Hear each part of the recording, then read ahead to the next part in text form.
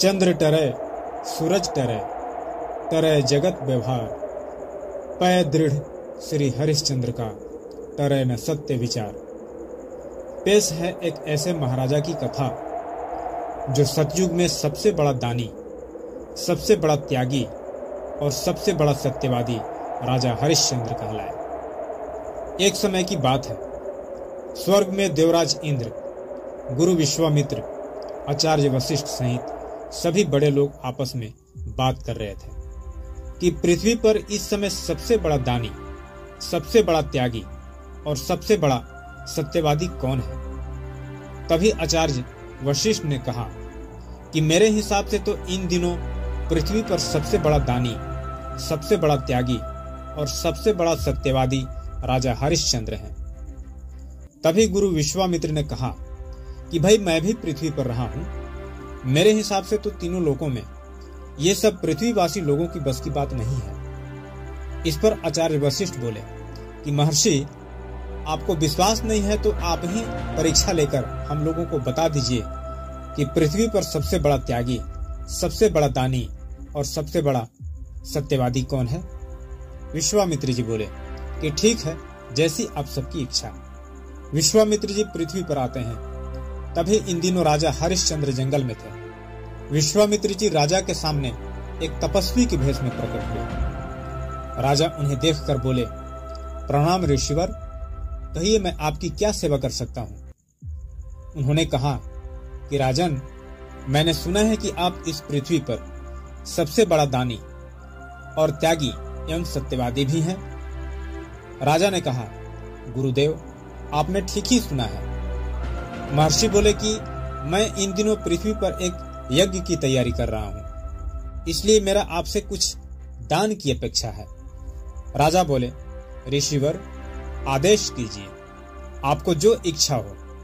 मेरा वचन है, आपको खाली नहीं जाने दूंगा। आपके लिए मेरे द्वार 8 प्रहर खुला रहेंगे। महर्षि बोले कि जरूरी समय आने पर मांग लूंगा। ये कहकर चल दिए। अगले दिन महर्षि राजा हरिश्चंद्र के भरे दरबार में पहुंचे। राजा देखते ही पहचान गए और उनका खूब स्वागत किया और पूछा, महर्षि, आपने बताया था किसी यज्ञ के बारे में, कैसी तैयारी चल रही है। महर्षि बोले कि राजन, बस इसीलिए तो आपके पास आया हूं। यज्ञ की तैयारी पूरी हो चुकी है, पर कुछ दान की आवश्यकता पड़ रहा है। पर मांगू या न मांगू, क्योंकि मुझे नहीं लगता कि आप दे पाओगे। राजा बोले कि महर्षि, ऐसी क्या बात है, आप मांगिए तो आपको मैं वचन दिया हूं। आप मांगे तो इसी क्षण अपना प्राण दे सकता हूं। महर्षि बोले, ठीक है, मुझे तो अभी भी विश्वास नहीं हो रहा है, परंतु ऐसा ही है तो सुनो राजन, मुझे इसी क्षण तुम्हारे भरे राज दरबार, ऐश्वर्य, वैभव, धन संपत्ति सहित पूरा राज्य दान में चाहिए। महर्षि के मुख से यह सुनते ही भरा राज दरबार सन्न रह गया। आपस में लोग बात करने लगे कि भाई ये क्या मांग है, यह कैसा दान है, यह तो कभी पूरी नहीं की जाने वाली मांग है। तभी राजा हरिश्चंद्र ने चेहरे पर बिना कोई शिकन के मुस्कुराते हुए कहा, महर्षि, अभी इसी क्षण भरे राज दरबार, ऐश्वर्य, वैभव, धन संपत्ति सहित पूरा राज्य, इस पंच तत्वों को साक्षी मानकर अपना सब कुछ आपको दान करता हूं। यह सुनते ही भरा राज दरबार एक बार पुनः सन्नाटे में परिवर्तित हो गया। लोग सोचने लगे कि ये क्या हो रहा है। महर्षि यह दृश्य और दरिया दिली देखकर चकित हो गए और बोले कि वाह राजन, इस पृथ्वी पर ऐसा दान तो केवल तुम कर सकते हो। पर राजन, दक्षिणा के बिना दान फलित नहीं होता, इसलिए अब मैं तुमसे दक्षिणा का भी अपेक्षा करता हूं। राजा ने मुस्कुराते हुए कहा कि जैसी इच्छा, आज्ञा दीजिए, दक्षिणा में क्या चाहिए।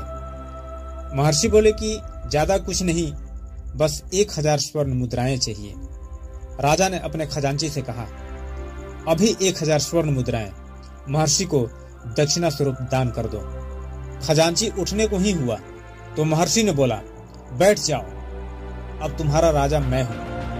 क्योंकि अभी कुछ ही क्षण पहले तुम्हारा राजा ने अपना सब कुछ दान कर दिया, और दान किया हुआ वस्तु को फिर से दान करने का अधिकार नहीं है, क्योंकि अब सब कुछ मेरा है और तुम्हारे सारे लोग पर अब मात्र मेरा अधिकार है। इसलिए इसी क्षण से तुम सभी का राजा मैं हूं। राजा हरिश्चंद्र बोले, क्षमा राजन, मैं तो भूल ही गया था।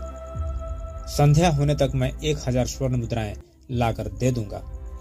महर्षि बोले कि ठीक है, आज संध्या तक मुझे स्वर्ण मुद्राएं नहीं मिली तो इस दान को स्वीकार नहीं करूंगा और मैं आपका दिया हुआ दान वापस कर दूंगा।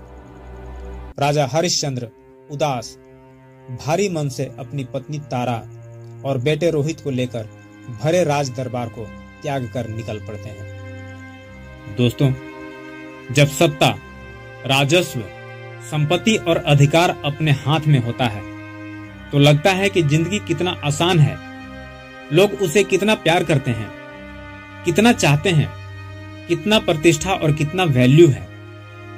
पर जब सब कुछ एक ही झटके में जब खत्म होता है तब पता चलता है कि लोग आपसे कितना प्यार करते हैं, कितना प्रतिष्ठा और कितना वैल्यू है आपका।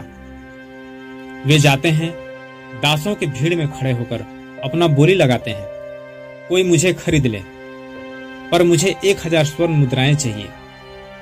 अब भला एक साधारण मनुष्य को कौन उन्हें 1000 स्वर्ण मुद्राएं देता। नगर के द्वार पर जब यह ऐलान किया तो कोई सामने नहीं आया। उस राज्य के बड़े बड़े सेठ तक पीछे हट गए। फिर जाते हैं बनारस के उस गंगा के शमशान घाट पर। उन्हें एक चिता जलाने का काम करने वाला डोम राजा से मुलाकात हुई। राजा हरिश्चंद्र ने कहा कि हे राजन, मुझे अपने यहां दास रखोगे? डोम राजा ने सोचा, दास की तो मुझे भी जरूरत है। राजा से उस डोम ने कहा कि ठीक है, तुम मेरे पास काम कर सकते हो। पर हरिश्चंद्र ने कहा कि मुझे 1000 स्वर्ण मुद्राएं चाहिए। डोम ने कहा ठीक है, ये लो 1000 स्वर्ण मुद्राएं। राजा हरिश्चंद्र ने संध्या होने से पहले 1000 स्वर्ण मुद्राएं लेकर महर्षि को दक्षिणा देकर वापस अपने मालिक यानी डोम राजा के पास आ गए। अब वो उनका मालिक था, क्योंकि वह उस डोम राजा के हाथों बिक जाने के कारण अब उन्हें अपनी पत्नी पर भी अधिकार नहीं था। जिस स्त्री को सूर्य के प्रकाश को भी उसे छूने से पहले राज दरबार के दीवारों से आज्ञा लेनी पड़ती हो, उस स्त्री यानी महलों में रहने वाली रानी का दशा इतनी मलिन हो चुकी थी कि एक ही कमरे के अंदर अपना जीवन यापन करके गुजारा करना पड़ता था। एक दिन अचानक आधी रात को शमशान घाट में एक स्त्री की रोने की आवाज आती है।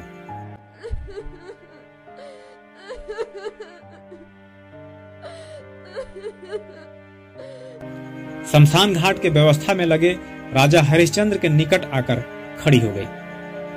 चेहरा आंचल से ढकी हुई थी। उसने बोली, महाराज, मेरा बेटा बाहर खेलने गया था।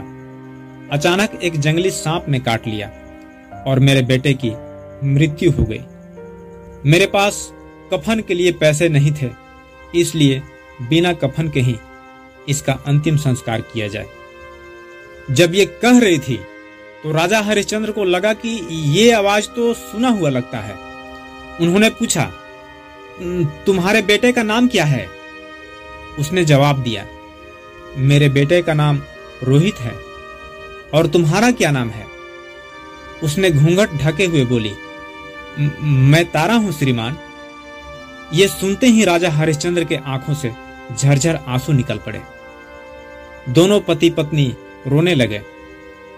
दोनों ने खुद को संभाला और तारा ने शव को जमीन पर रख कर कहा कि महाराज, अब इसका अंतिम संस्कार की व्यवस्था कीजिए। खुद को संभालते हुए राजा हरिश्चंद्र ने पत्नी से कहा, माफ करना, मैं इस समय किसी का दास हूं और यहाँ का नियम है कि बिना कफन और बिना मूल्य चुकाए अंतिम संस्कार नहीं किया जा सकता। तारा उनकी पत्नी बिलखते हुए कहने लगी, महाराज, आप तो जानते हैं कि मेरे पास एक फूटी कौड़ी भी नहीं है, मैं क्या करूं? फिर तारा ने, जो कभी रानियों का वस्त्र धारण करती थी, जिसके बदन पर महंगे रेशम की साड़ी होती थी, आज एक दिन ऐसा आया कि तन पर सूती साड़ी थी। उस साड़ी के आधा आंचल के हिस्से को फाड़कर अपने पति की ओर बढ़ाते हुए कहने लगी, ये लीजिए, अपने नियमों का पालन करते हुए इसका अंतिम संस्कार कीजिए महाराज। उस दृश्य को देवतागण देखकर अवाक हो गए। आकाश में बिजली कड़की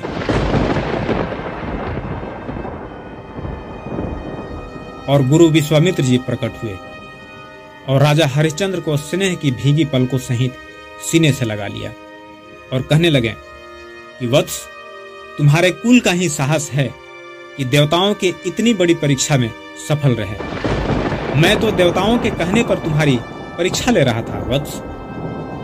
मैं तुम्हें इसी क्षण सारे राज्य, ऐश्वर्य, वैभव, धन संपत्ति सहित वापस करता हूं और साथ ही देवताओं के आशीर्वाद से तुम्हारे मृत पुत्र को जीवन दान देता हूं।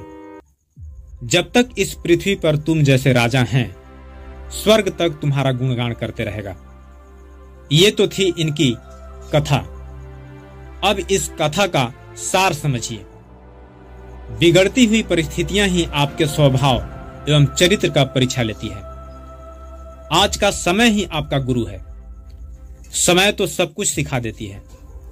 अगर उस परीक्षा में सफल रहे तो आपका भी नाम इतिहास के पन्नों में स्वर्ण अक्षरों से लिखा होगा। मतलब सोने के अक्षरों से नहीं लिखे होने के बावजूद आपका सत्य व निष्ठा सोने की तरह चमकेगा और उसे पढ़कर कुछ लोगों के जीवन में भी परिवर्तन आ जाए तो भी मैं अपने आप को सफल इंसान समझूंगा। ये कथा लोगों के अंदर ऐसा विचारधारा निर्माण करती है। दोस्तों, जैसा कि मैं हमेशा कहा करता हूं कि बुरे दिन आते ही हैं आपके इरादे को मजबूत करने के लिए। कुछ लोग बुरे दिन के ठोकरों से बिखर जाते हैं और कुछ लोग निखर जाते हैं।